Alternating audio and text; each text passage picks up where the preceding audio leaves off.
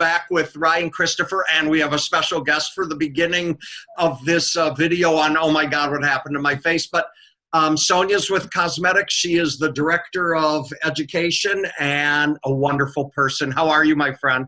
I'm good. How are you doing? I'm glad you could pop in to say hi to Ryan so we could just sneak you into our little video series here. No problem. I'm going to sneak on back out then, you guys. Yeah. Talk to you later. Bye. Good to see you. Bye. It's always a fun day here in our Atlanta office. Right, look at Ryan. Actually, you bring up a whole other series, which is you have to have fun while you're doing this. If you are not having fun, if you don't love what you're practicing, get out, go find something else to do. It is so true. And I have to say, I've been stuck in some jobs where I said to myself, you know what? It's time to go. It's just time to go. But I'm so happy to be here. So happy to be representing Cosmedix. So it's a lot of fun. I'm having a good time. I love it. Well, and you have a great crew. Let's leave it at that. So, okay, Ryan, it can be scary. What happened? What's the danger? Give us the little rundown. You're using chemical peels and... Yeah, so the thing is that chemical peels are acids that we're applying to people's skin. And sometimes I find that I receive questions and emails and pictures from some of our estheticians that say, oh my God, look at this picture and look what happened to my client's face. And 9 times out of 10, I'll look at the picture and I'll email them back and I'll say, yeah, that's what happens when you do a chemical peel. So, I mean, there's that understanding that really a chemical peel is creating a controlled wound on the skin in order to stimulate that healing response. But at the same time, you have to understand that there are a lot of variables. Every client is different. Every skin is different. Every skin has different layers of oils and composition that can affect how a peel can process. So with every client, you have to do a thorough skin analysis because things can go wrong. And that's why everything from training is just so important. Okay, we covered this a little bit. I actually jumped. I did these in the wrong order, but we covered this in the last video, which is you better get some consent forms before you start, right? Yes, consent forms are so important. And, you know, there's always that conversation of, you know, do these types of documents hold up in court?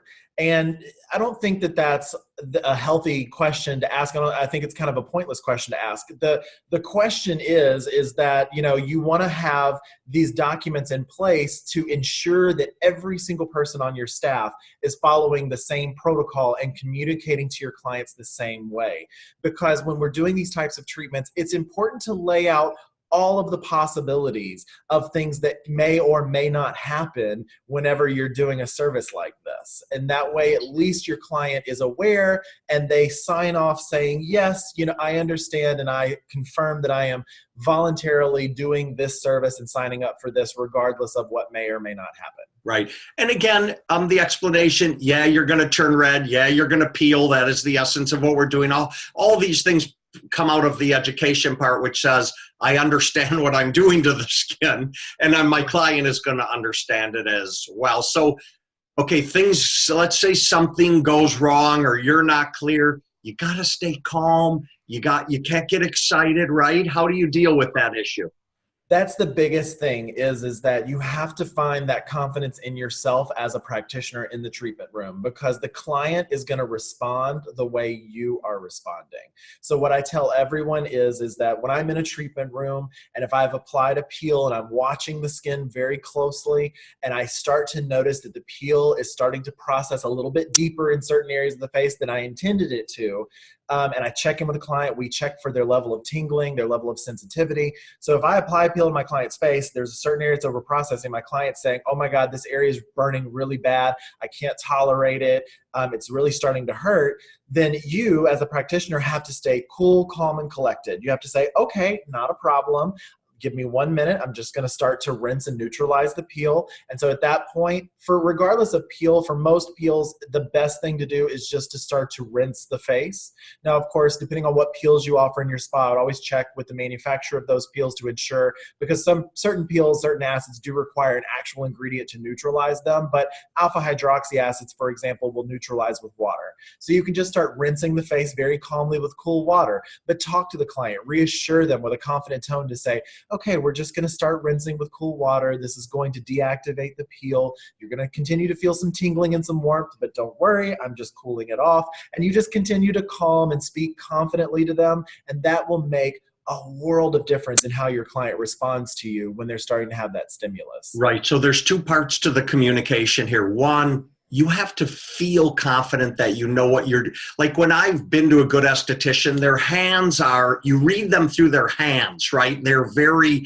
confident in the way that they deal with the skin. I want you to address that. But the second part of it is you have to be a really good listener, right? You have to hear everything that your client is saying, and sometimes even the nuances of their body, right? If they're moving.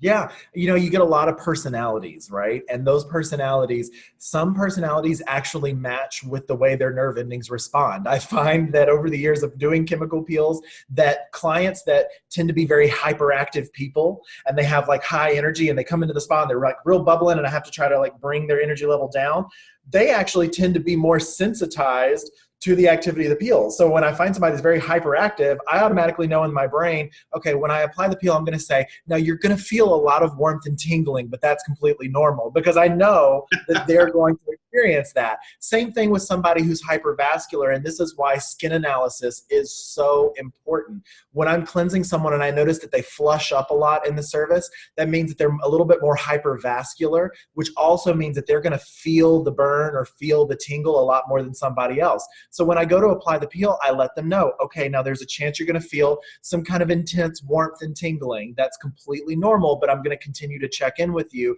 to see where your comfort level is.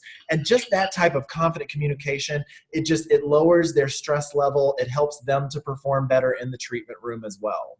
All right, I'm going to add to our list of, I wrote educate, educate, educate. Now we have train, train, train, and now I have listen, listen, listen, and communicate, communicate, communicate. But this is all part of the process of clients coming in and developing the relationship and everything else. So. Right, and I will tell you, confidence is key in communication, especially not only in saying what could happen, but giving the client specific directions and then telling them exactly what they need to be doing at home afterwards. Because I've seen a lot of scenarios where there's this thought that the clients, once they leave the spa, that they don't have to listen or be concerned about what their esthetician told them anymore. I've had stories of where clients have gone in for chemical peels and then literally went onto the golf course for a day of golfing after receiving the chemical peel.